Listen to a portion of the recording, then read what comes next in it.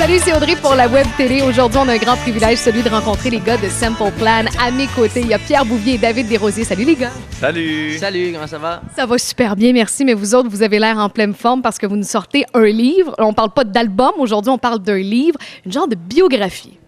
Oui, genre de biographie, scrapbook, livre photo. C'est un petit peu une encyclopédie de Simple Plan depuis les débuts, même depuis avant les débuts, depuis notre jeunesse, quand on est des petits, des jeunes au lycée, comme on dit. Oui, il y a beaucoup de stock. C'est un livre très pesant. 304 pages, je pense.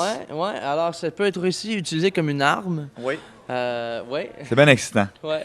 Les gars, comme c'est une genre de retour en arrière qu'on fait avec ce livre-là, on va y aller avec une petite entrevue nostalgie. Moi, je veux d'abord vous entendre sur le jour où vous avez décidé de vous appeler Simple Plan. Ah! J'étais pas là. Vas-y. Vas-y. J'étais pas là, c'était un jour, on avait un spectacle qui s'en venait. On avait un spectacle, je pense que à 2 semaines qui s'en venait, et il fallait trouver un nom pour mettre sur l'affiche.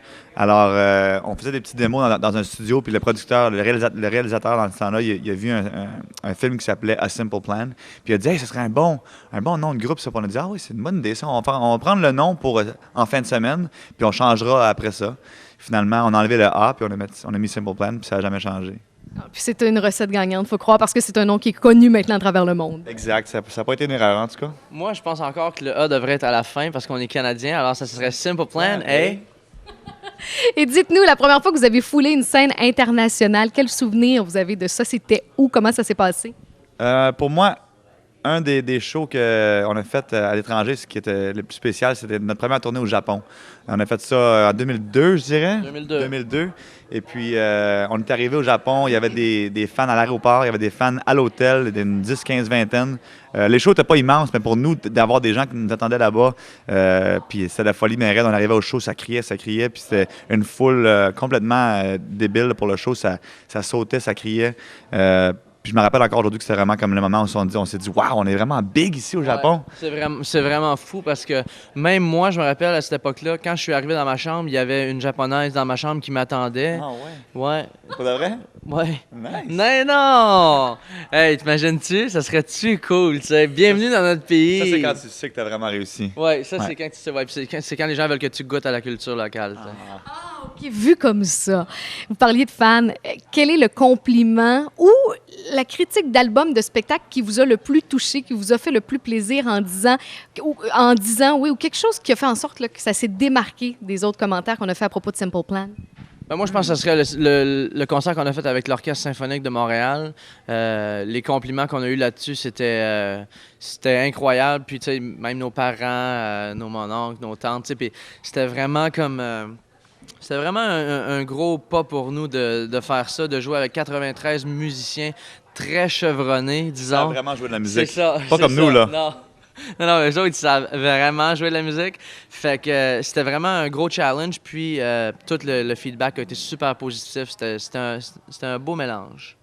Justement, je voulais vous parler d'une collaboration qui vous avait marqué. Il y a l'OSM, mais sinon, un artiste de renommée internationale, ce pourrait être, qui vous a marqué? Vous vous êtes dit, hey, je peux pas croire que nous, on est parti de notre sous-sol, puis au final, on collabore avec un tel. Ben moi, ce serait pas une collaboration, mais c'est quand on a fait la tournée avec Green Day en Australie. Pour moi, c'est le band avec lequel j'ai grandi. Puis j'ai comme un peu appris à chanter avec lui sans qu'il le sache dans ma chambre. Alors, deux avec eux, en plus, ouais. c'est Pop Disaster en plus. Oui, c'est vrai, 2 tournées. Pour moi, ça serait... je pense que Mark Hoppus, dans nos débuts, on avait réussi par l'entremise de Charles de lui présenter nos maquettes, nos démos, puis il avait vraiment aimé une chanson qui s'appelle I'd Do Anything. Puis finalement, il a chanté dessus, puis il a paru dans notre vidéo. Puis pour nous, dans ce temps-là, on était un groupe qui était même pas encore, il y avait même pas encore de disque, là. Puis d'avoir un appui comme ça, puis d'avoir quelqu'un qui nous a ouvert la porte au niveau big, là. Big, think big. C'était vraiment spécial. Fait que Mark Hoppus de Blink pour moi. Et puis, si maintenant on revient là, dans le moment présent, dimanche, il se passe quelque chose de spécial en lien avec Simple Plan. Parlez-nous de la journée bénéfice. On fait notre Levée de fonds. levée de fonds, c'est ça en français? Ouais. C'est levée de fonds annuelle. Fundraiser, ouais. Annuelle pour la Fondation. On fait ça, c'est un brunch au Centre des sciences. En ce moment, il y a Exposition, excusez-moi, on parle le français des fois. Une exposition qui s'appelle Musique. Ça parle un peu de la musique, comment ça affecte les gens, notre cerveau, dans le fond. Et puis, il y a une partie de l'exposition qui est dédiée à Simple Plan. Alors, on a choisi ça comme notre endroit pour faire notre brunch. On fait un brunch, on est là toute la journée pour quelques heures. Acoustique. Oui, on fait un encan. Et puis, c'est vraiment la chance pour nos fans de venir nous visiter puis de passer du temps avec nous puis de faire plus que juste Hey, salut, bye! C'est le temps de parler un peu, jaser, prendre des photos, autographes. Puis c'est ça dimanche au Musée des Sciences à midi. C'est un brunch. Il y a plein de petits restaurants qui amènent de la bonne bouffe, comme Mangiafoco, comme le Muscadin. Quoi d'autre qu'il y a? Je ne vais pas en nommer d'autres si je me trompe, là, c'est ça. Mais ça va être super le fun. Puis en plus, pour la Fondation Simple Plan, c'est important de mentionner que depuis 2005, 1 million de dollars amassés depuis. Oui. 1 million de dollars! 1 million! Oui, c'est vraiment incroyable pour nous. Je pense que quand on a commencé ça, on n'avait pas vraiment idée comment loin on pourrait se rendre avec ça. Et puis cette année, on a distribué au-dessus d'1 million de dollars à plusieurs organismes au Québec puis à l'international aussi. Alors c'est un accomplissement. Je pense qu'on est super fiers de ça. On est très fiers aussi de ce que vous accomplissez, puis du fait que vous représentez le Québec sur la scène internationale. On va donner ça en cadeau de Noël à tous les fans de Simple Plan. C'est super bien fait. Puis moi, en terminant, je veux juste vous dire, les gars, il y a 10 ans de cela, alors qu'il n'y avait pas vraiment de sécurité à vos côtés, j'étais au Jam des Neiges à Montréal. Et moi et mon ami, on s'était faufilés jusqu'à votre roulotte. Et on s'est dit, il faut absolument les rencontrer. Alors voilà, c'était il y a 10 ans. Comment trouvez-vous votre image? Ça, c'est juste quelques moments avant qu'on parte en tournée avec Sugar Ray. Hein? Oui. Parce que c'est le Winnebago à mon père qui nous a amenés aux États-Unis avec lui.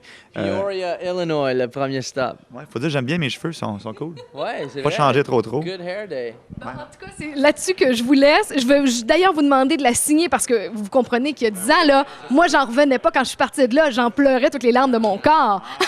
Alors, une petite signature là-dessus. Le livre, on l'offre aux auditeurs. Puis on vous dit un gros merci de votre passage à Québec. Puis à une prochaine. Super, merci à toi. Beaucoup. Je voulais pas te le dire, mais t'as quelque chose dans les dents.